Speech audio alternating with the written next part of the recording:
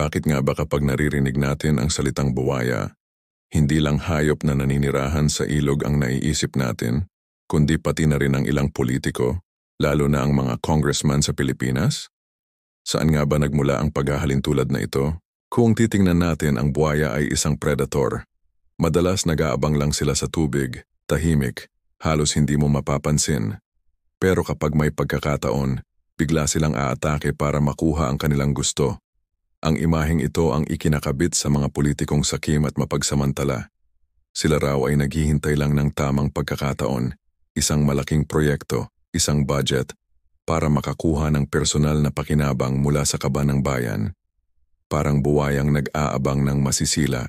Isa sa mga pinakamalaking issue na nagpapatibay sa imaheng ito ay ang pork barrel o Priority Development Assistance Fund, PDAF. Ito ay pondo na inilalaan sa mga mambabatas para sa mga proyekto sa kanilang distrito. Bagamat maganda ang intensyon na tulungan ang kanilang mga nasasakupan, naging instrumento ito ng malawakang korupsyon para sa ilan. Ang pera na dapat sana ay para sa kalsada, paaralan o serbisyong medikal ay napunta di umano sa bulsa ng iilang opisyal at ng kanilang mga kasabwat. Ang ganitong mga gawain, kung saan kinakain ang pera ng taumbayan, ang eksaktong kahulugan ng pagiging buwaya sa politika. Isipin ninyo, ang mga buwaya sa kalikasan ay malalaki ang tiyan. Tila hindi nabubusog. Ganyan din ang paglalarawan sa mga politikong korap.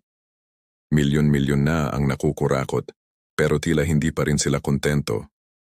Patuloy pa rin ang paghahanap ng paraan para makalamang.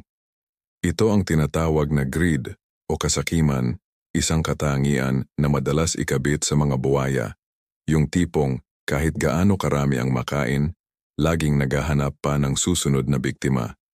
Sa konteksto ng politika, ang biktima ay ang tiwala at ang pera ng bawat mamamayang Pilipino. Pero mahalagang tandaan, hindi lahat ng politiko ay buwaya. Marami pa ring mga lingkod bayan na tapat, masipag at tunay na naglilingkod sa kanilang mga nasasakupan. Ang problema, dahil sa gawain ng iilang sakim, nadadamay ang imahe ng buong institusyon. Ang tawag na buwaya ay hindi lang isang simpleng pang-aasar.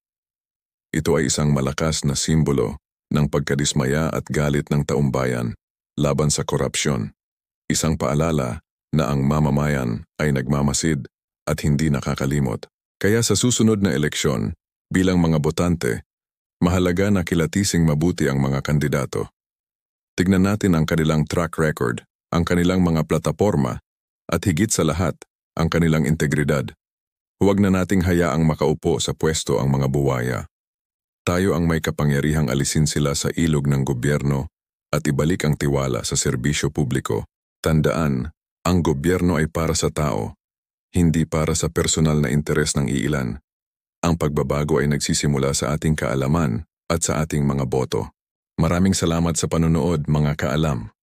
Kung may natutunan kayo, huwag kalimutang i-like ang video na ito at mag-subscribe sa ating channel para sa mas marami pang makabuluhang talakayan.